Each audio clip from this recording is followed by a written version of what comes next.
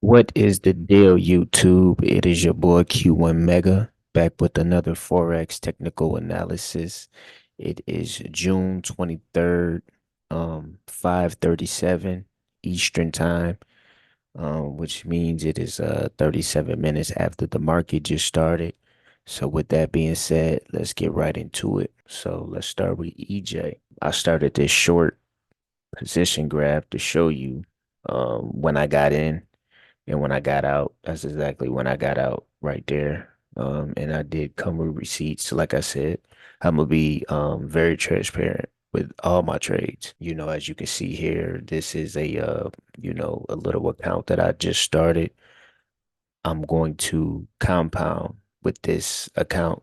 I'm not looking to withdraw anything. And you can see by the dates here, I took this big loss because I was over leveraging, and this was June the 15th of 23. So this was last year, around the same time, but this was last year.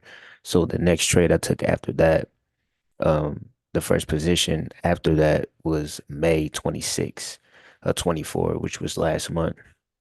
And this loss here was an honest mistake.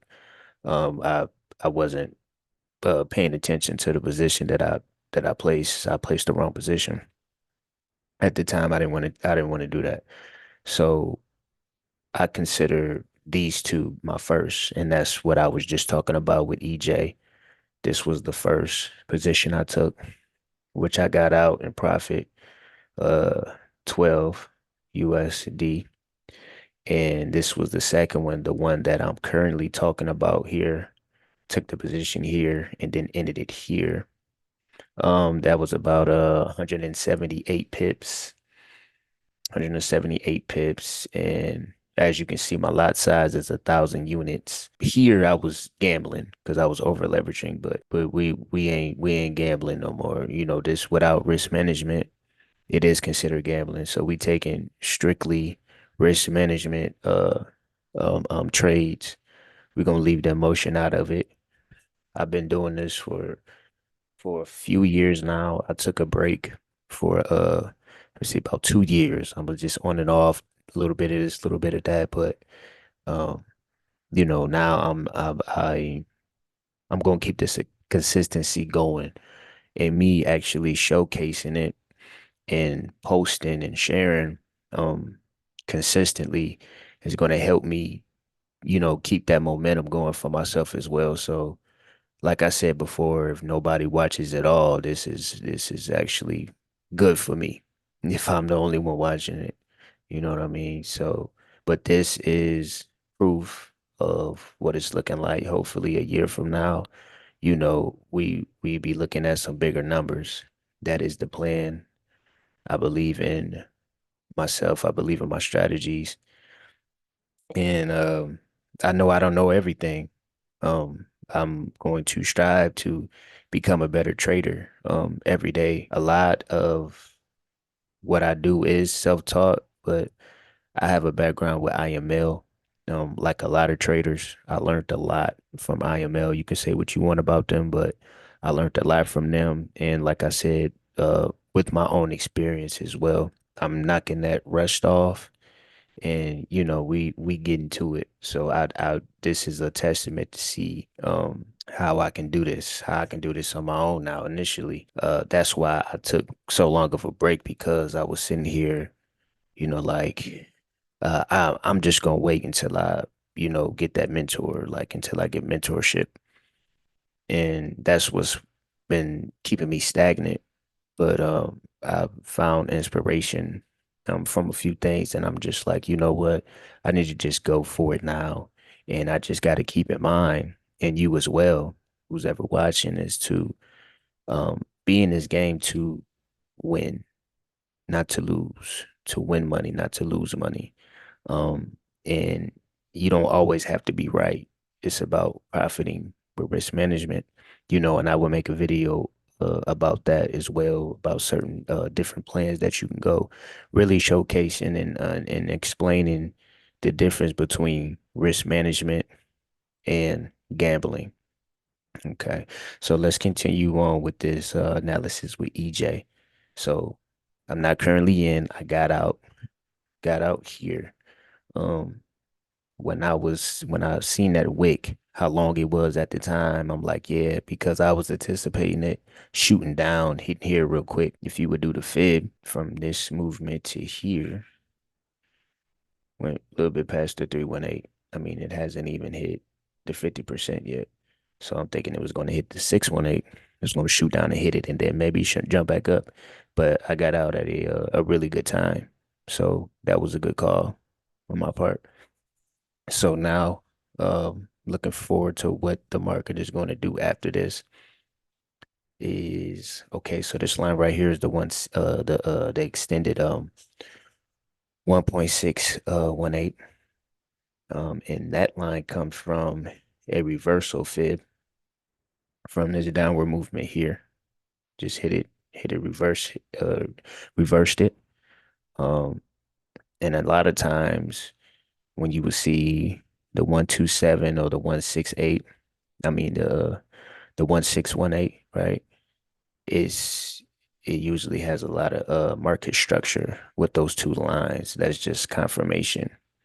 That's confirmation on you know, where the structure is, where it's good structure. And as you can see, if we going far, hold on, let's go to weeks. Okay, so the last time it's ever been in this area was '08, '08. You know, and then we can keep going up and keep going back as far as going for the future, toward the future.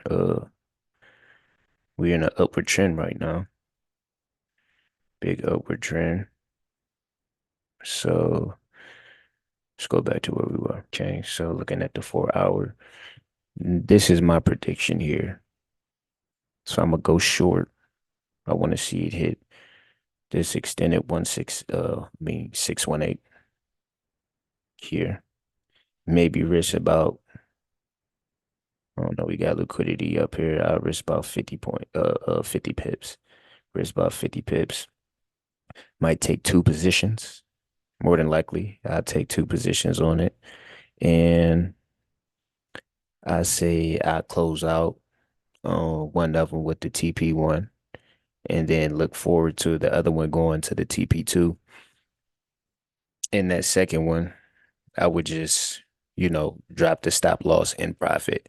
That way we ain't losing no money because we in it to make money, not lose money. Number one rule, right? So that's my prediction on EJ. UJ, as a recap, um, I got in this one quick. This was I went for the sale, as you can see where I got in. Let's go to the hour chart. So it was really quick. It was about, what, 26, 27 pips.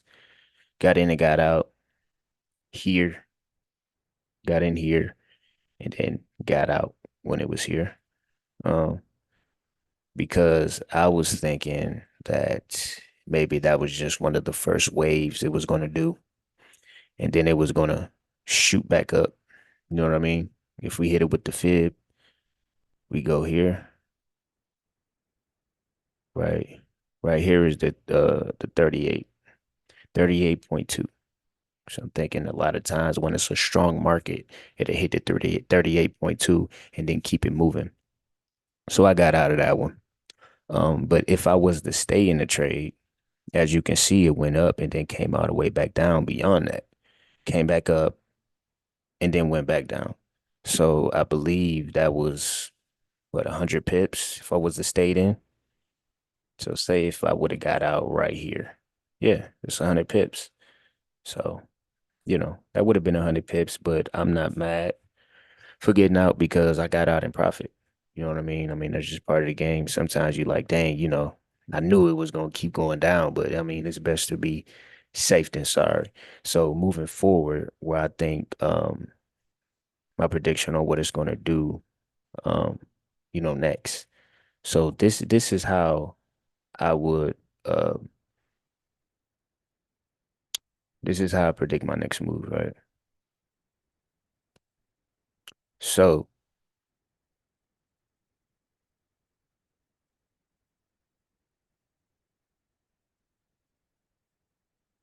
Got wave one, two, three. Okay. So look, looking at previous market structure, hit it with the reversal. Boom. Say about between this area here. And then it's going to do its reverse. Where is it? Boom. Between this area here. Boom. All right. Let's go back a little bit. Let's see. Oh yeah, I already drew it up right here. See? Between this right here, I would like to see it hit the 618 extension right here. Maybe reach about 30 pips. Reach about 30 pips in case it continues to keep it moving. Oh man, I got way over there. But whatever, I'll draw another one. Let's get this out the way real quick. So I'm gonna go long. See about right here. Sure, reach about 30. And I say it. Come back up here.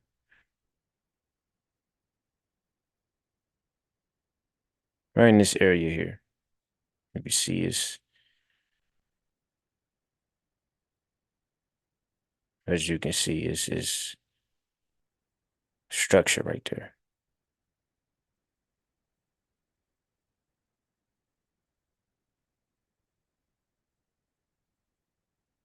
Oh yeah, I can see it doing that. So yeah, so a 3.6 ratio. I'll take that any day based on what that's looking like. So that's EU. That's what I got for EU. I'm gonna just wait to see if it comes down and hit that structure down there. Let's go. Let me see. This is bad. UJ. So it looks like UJ is going according to plan. Like I said previously, I'm waiting until it hit these extensions because that's how I roll. Might go for here, take a position there. If it continues going, I would take another position at the extended 618 and then go for the sale. As you can see, write it all the way down. Now this is a 2.8 ratio, looking at about 1,000 pips. And I know I go for long pips. I don't mind sitting and watching how it's playing out because I'm looking at it in hindsight. You know, I remember when I first started, I used to look at the 15-hour chart and I would just stare at the chart for hours, just staring at it. That's how I got the experience that I have now. But over time I learned that, you know, you have to zoom out a little bit, especially when you got other things going on. You don't have all the time in the world to just sit there and stare at the market.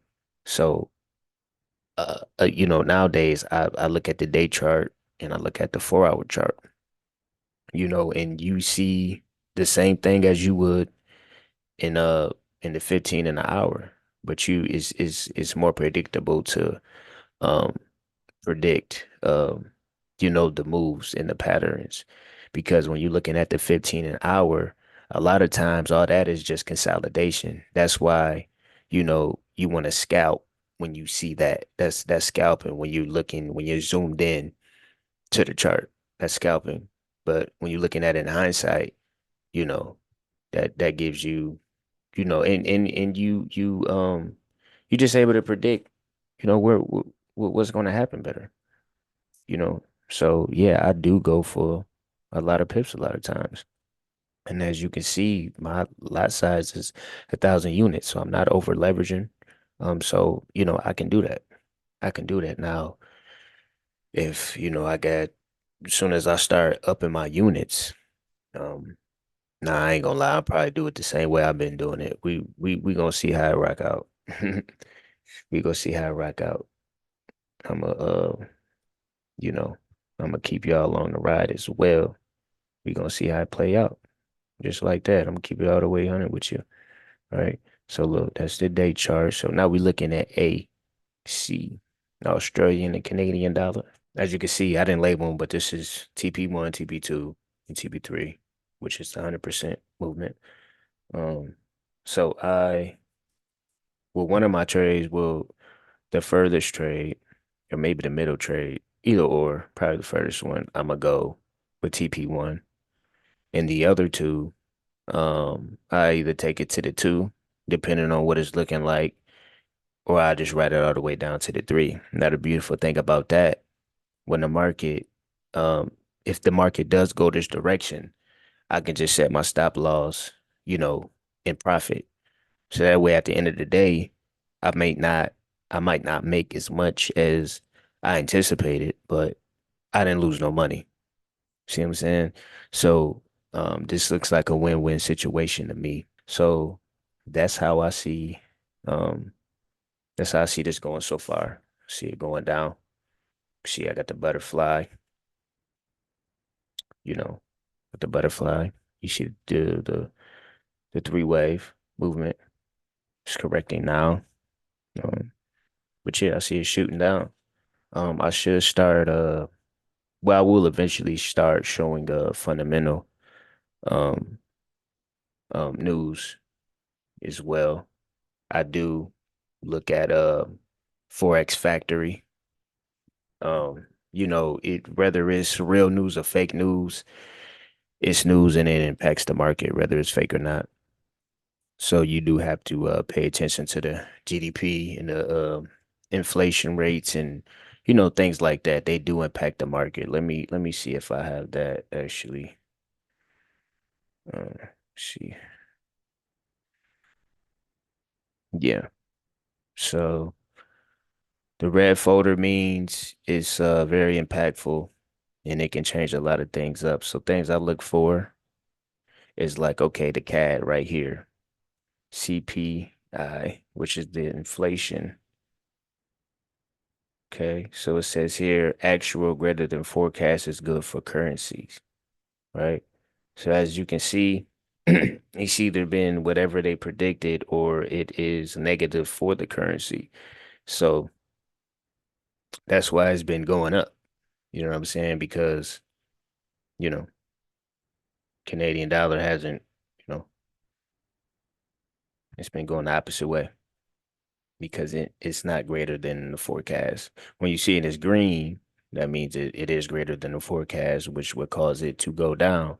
So being that, I'm looking at it on a technically,